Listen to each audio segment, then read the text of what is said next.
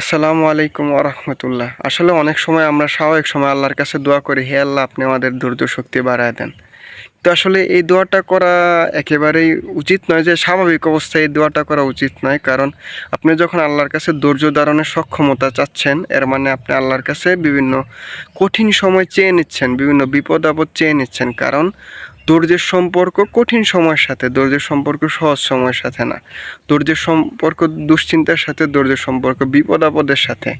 তো আপনি যখন আল্লাহর কাছে ধৈর্য চেয়ে নিচ্ছেন যে হ্যাঁ আল্লাহ আমাকে তুমি ধৈর্য দান করো, তৌফিক দান করো, এর পরোক্ষ হয়ে আপনি আল্লাহর কাছে বিভিন্ন বিপদ আপদ চেয়ে নিচ্ছেন। ঠিক আছে, পরোক্ষভাবে। কারণ কি, ধৈর্যের সম্পর্ক খারাপ সময়ের সাথে, আর স্বাভাবিক বা ভালো সময়ের সাথে সম্পর্ক কিসের? শুকরিয়ার। তো আল্লাহ বা আল্লাহ রাসূল কখনো আমাদেরকে ধৈর্য চাওয়ার জন্য, মানে স্বাভাবিক অবস্থায় ধৈর্য চাওয়ার জন্য উৎসাহ প্রদান করেনি, বরং আল্লাহ রাসূল আমাদেরকে শিখিয়ে গিয়েছেন যে তোমরা স্বাভাবিক অবস্থায় আল্লাহর কাছে দোয়া করো, এটা যে আল্লাহুম্মা আইন্নি আলা যিকরিকা ওয়া শুকরিকা ওয়া হুসনি ইবাদাতিক, যে হে আল্লাহ আমাকে উত্তমভাবে তোমাকে স্মরণ করার, উত্তমভাবে তোমার ইবাদত করার এবং অধিক পরিমাণে শুকরিয়া আদায় করার তৌফিক দান করো।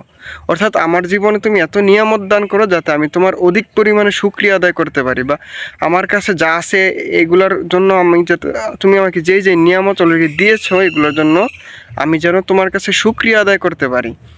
আমাদেরকে ধৈর্য সরাসরি চাইতে কখনো শেখানো হয় নাই, আমাদেরকে স্বাভাবিক অবস্থায় ধৈর্য চাইতে শেখানো হয় নাই। কারণ কি, স্বাভাবিক অবস্থায় ধৈর্য চাওয়ার নামান্তর হলো বিপদ আপদ চেয়ে নেওয়া।